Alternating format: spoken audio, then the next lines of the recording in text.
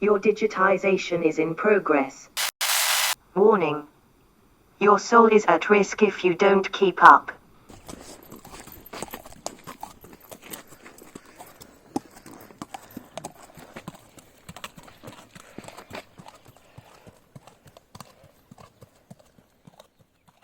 Welcome. You're joining in the third workshop of the second cohort. Shutting up of houses was a method first taken, as I understand, in the plague which happened in 1603 at the coming of King James I to the crown.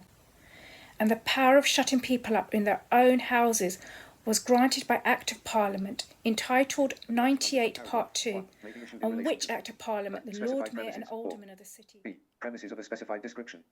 3. A direction under subparagraph 1 may only have the effect of imposing prohibitions, requirements or restrictions on A. The owner.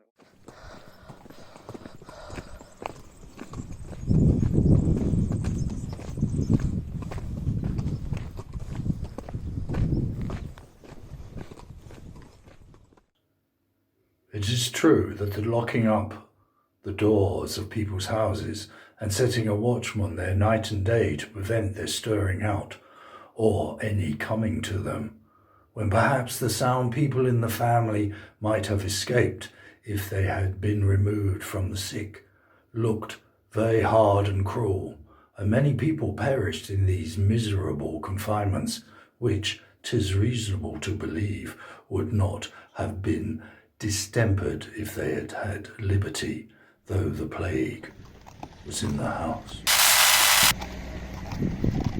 It was February and we just decided to move to Barcelona. But then the coronavirus just came up and it was pretty new, nobody knew what to do.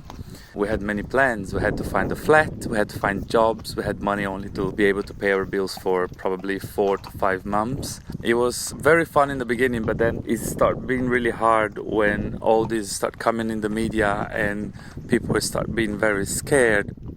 In my household, 48 inmates are divided into 12 clusters, each with 4 single rooms, a dozen staff on shift rotation, with a ban on all visitors except health workers and cops. In case of suspected visitation, we are supposed to self-isolate in our rooms for 7 days, while the other 3 in the cluster for 14 days. Life expectancy in my community is 48 for men, 42 for women. We don't talk about if, we talk about when. Plays, beer baiting. Not even lager, you're half a shandy. Bear baitings. Beer baitings.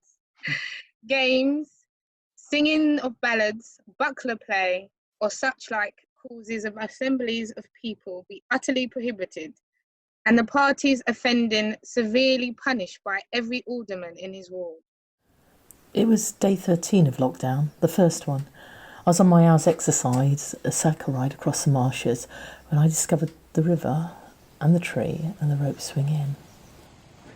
She'll get arrested. Yeah, I know. She don't want to get arrested out here, I'll tell you. They don't treat you very lightly. We had people on the streets, people hungry, we had people drunk, lots of homeless. It was kind of hard as well to see people around the age of 60, being homeless and shouting in the night that they just needed food and they needed clothes and they needed support from government, from people, from whoever could give this support to them. orders concerning loose persons and idle assemblies, beggars.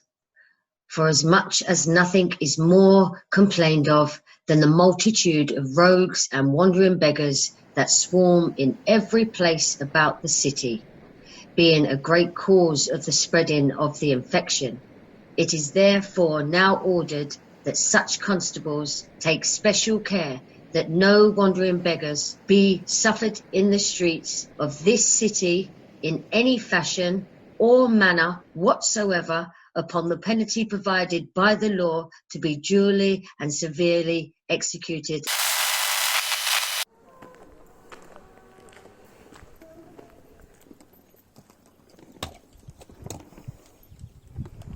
We've seen lots of violence, a couple of stabbings happening in the neighborhood. One of them, I was awake 6 in the morning and I've heard this fight going on, and then just these neighbors from their balconies like asking the guy if he needed help, and he was on the streets and the ambulance came.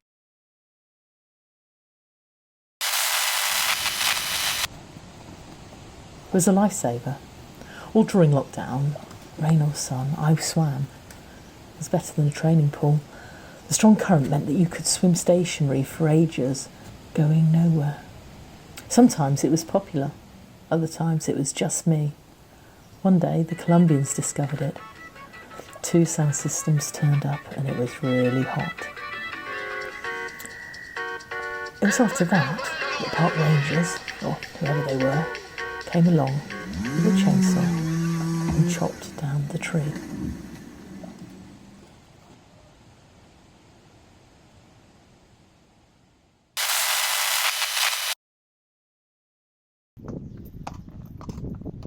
Obviously, there were really interesting moments where we had people helping us. They were always texting us like, oh, do you want to come here? Do you want to grab some food? Do you need food? So it was very nice for us to be able to survive all this time with the money that we had without working. We decided to come back to England and we found a ticket.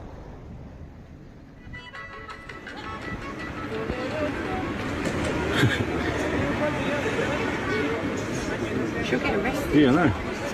She don't want to get arrested out here, I'll tell you. They don't treat you very lightly.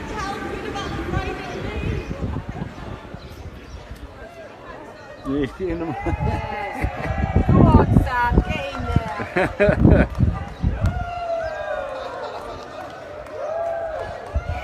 Well done!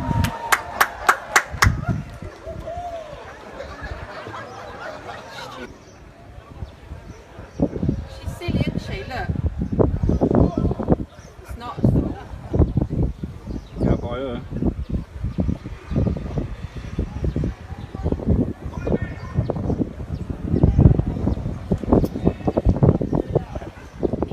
It's a government rule.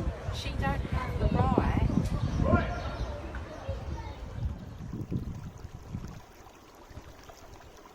From the moment that we entered the airport until we got to the airplane, we've been asked probably 4 or 5 times, do you have a proof that you live in England? You have the right to live in England? There was so many police people outside that you know, it looks like a apocalypse.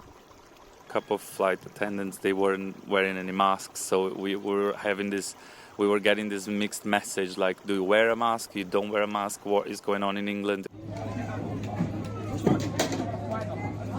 And then people were taking pictures for us because we came from the airport with a mask and like a screen, like a plastic screen that covers your face.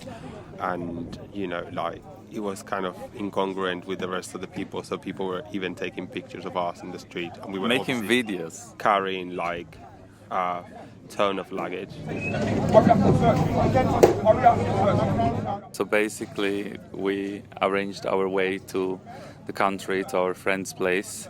We made 3 hours drive, and then as soon as we arrived here we decided to go for a walk and a wander in the village. And when we arrived back we had this very unpleasant neighbor, which he probably can hear us now. No, he can't. And when he saw us walking in the house, he started shouting at us and offending us with many different rude things, saying that we were the reason that the corona was being spread in the world, that we would bring the corona to the village, that what are you doing here, you don't even live here. He was just scared, he was really scared of the situation. He didn't know what was going on. He was saying, I'm going to call the police, same as in Barcelona. If people would go out without masks or they would be drinking on the streets, somebody would call the police and immediately they would just send these people home. But here then, as we didn't have a place to stay, we were obviously following the law.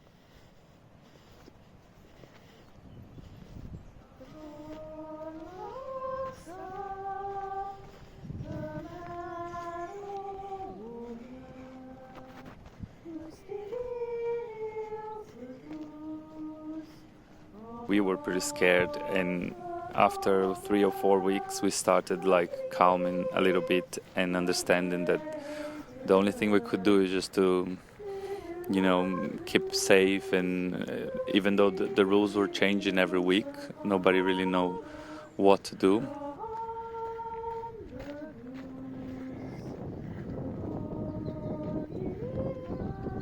Everything in here is much calmer. We cycle everywhere. We have the seaside is pretty close. We have nature.